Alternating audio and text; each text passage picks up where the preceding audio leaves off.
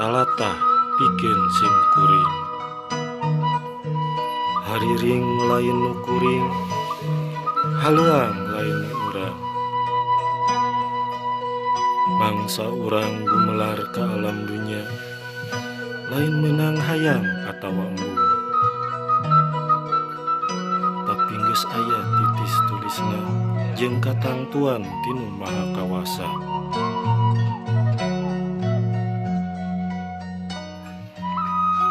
Manusia lahir ke alam dunia, pikeun nyorang sagala carita, sarta milampah jeung ngalakonan kahirupanana. Urang moal bisa nawar atawa milih jalan kahirupan anu baris dipilampah. Saestuna urang kudu bisa nampak sagala kadar ti Pangeran.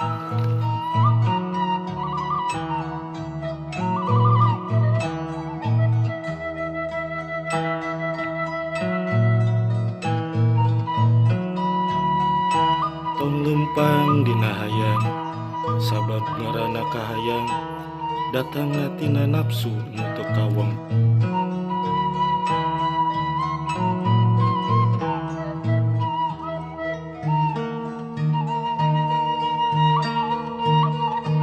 Tong cicing dina kudu nandakeun jelma eueuh kahayang.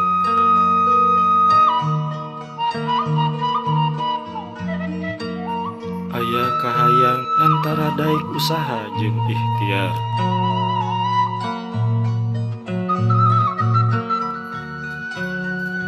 Kudu lempang dina kudu, nyaeta urang kudu lempang di jalan anu bener, anu dipirido ku agama jeung dari gama. Anu geus jadi kawajiban urang salaku manusia, sarta eling ka Gustina.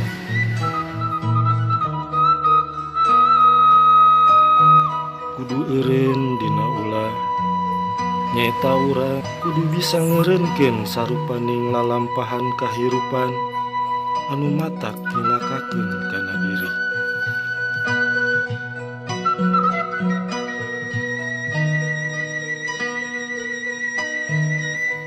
Mihape ka anjeun cu, nitip rasa sin jadi rumasa, mihape hate sangkan jadi jalma hade.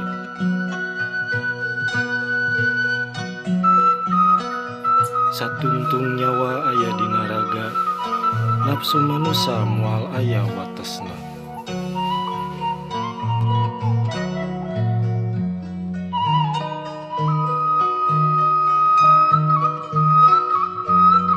Moal jauh tina sukma, moal jauh tina rasa subaha, pasti bakal ngadoja tina hiji perkara.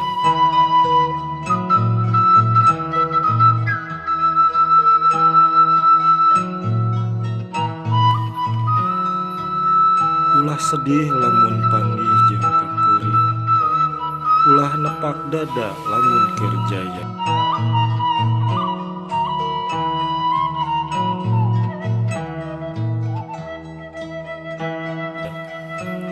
Tong ngeluh dina karipuh, tong pasrah dina kasusah. Latih diri ku kapeurih, asah manah ku kanyaah, sangkan pinanggih bagja nu kacipta.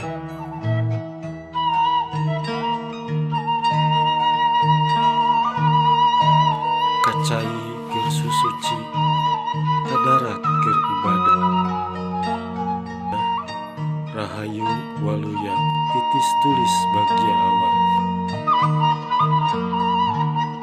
Rahayu sagung dumadu pun mandepun brau nayat